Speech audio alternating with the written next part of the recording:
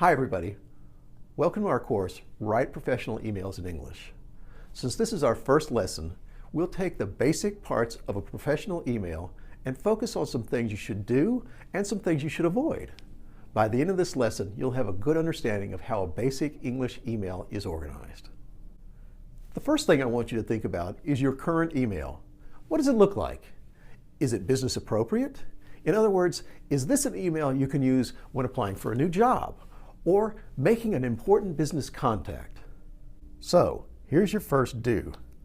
Make sure you have an email address that is professional looking. My personal one looks something like this, but I know it's not suitable for business communication, so I use my work email. You'll notice my first and last name in the email. I recommend that you have one similar to this. You don't have to include your full name, but something that readers can easily identify as you should be fine. Now, let's look a little bit at the four basic parts of an email and how to write them. These four are the subject line, the greeting, the email text, and the closing. These may seem overly simple, but looking at each part and examining it closely is well worth the effort. We always write a subject line in our heading. This is the first thing we always do when writing an email. It should introduce the topic of the email and get readers' minds focused. Let's look at a couple of examples. In our first example, the topic is unclear. These show the reader exactly why you're emailing them. The subject line should be as clear and as specific as possible. Try to imagine that you are receiving an email. Which subject line has the clearest message? Now, here's something I don't want you to do. Don't forget about the basics of writing in English, like spelling things correctly and getting your grammar, punctuation, and capitalization right. Paying attention to this starts even at the subject line. We will go over this in more detail later in the module. Next comes a greeting. Greetings should be formal and not too familiar. If you are certain about a few details of your reader, this makes things easier. For instance, if the reader is a man, then calling him Miss Alvarez in the greeting seems strange. You laugh, but I've had students address emails to me after meeting me in class, mind you, and still call me Mrs. Landers. Mrs. Landers was my mother's name, and it certainly can't be used to refer to me. If you are not absolutely certain, use titles that are gender non-specific. This means greeting them without referring to their gender. Look for a person's position at the company, university, or office if possible, and mention that in the greeting. For instance, Dear Professor Lee, or Dear Director Smith. If gender is the only information you have about the reader, then Dear Sir or Dear Madam will work. Some people use To Whom It May Concern. I've used this on letters of recommendation for students. You can also use it if you're addressing a company like FedEx, a bank, or an airline. If you're addressing a group, you could use greetings like these. Now let's turn to the email text, which is the third but largest part of your email because it includes the main message and all necessary details. Here's another don't. You aren't writing a book here.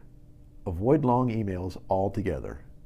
You want the reader to read all of your text, so it should only include important information, essential details, but remain brief and to the point.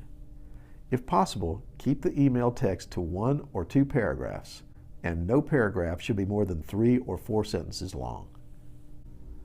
If you're asking your reader to do something for you, keep that to 1 or 2 requests. I tell my students this all the time. Another thing I want you to avoid is sounding like you are complaining or blaming your reader.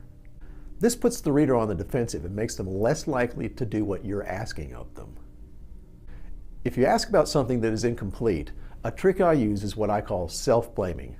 For instance, if your email is an order or an application that has not gotten a response, your email should say something like, perhaps my order was incomplete, or perhaps I left something out of my package, rather than complain about the situation.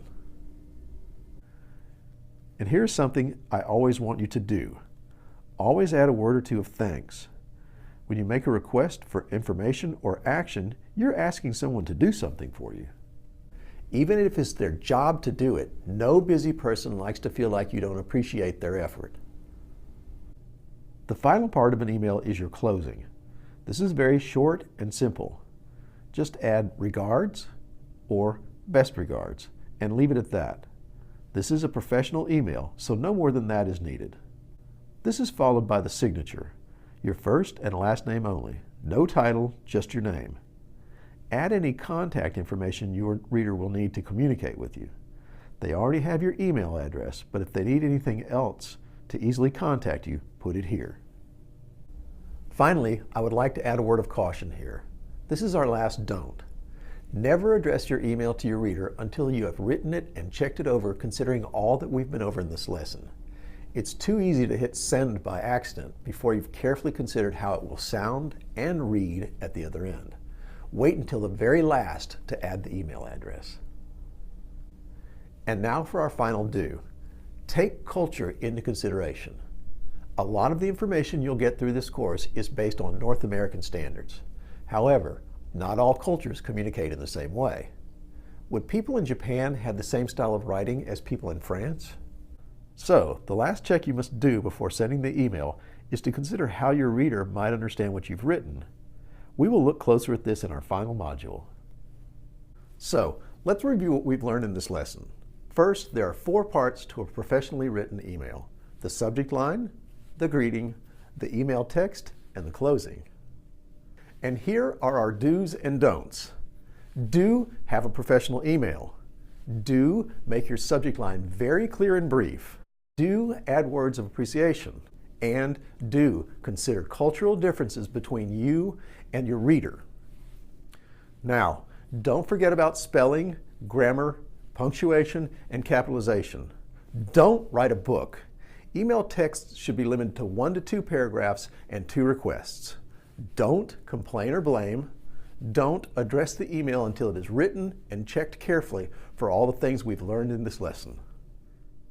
I hope you enjoyed this first lesson and feel confident to write your first email in this course. Try and apply as many of the do's and don'ts as we've covered here. I'll see you in our next lesson.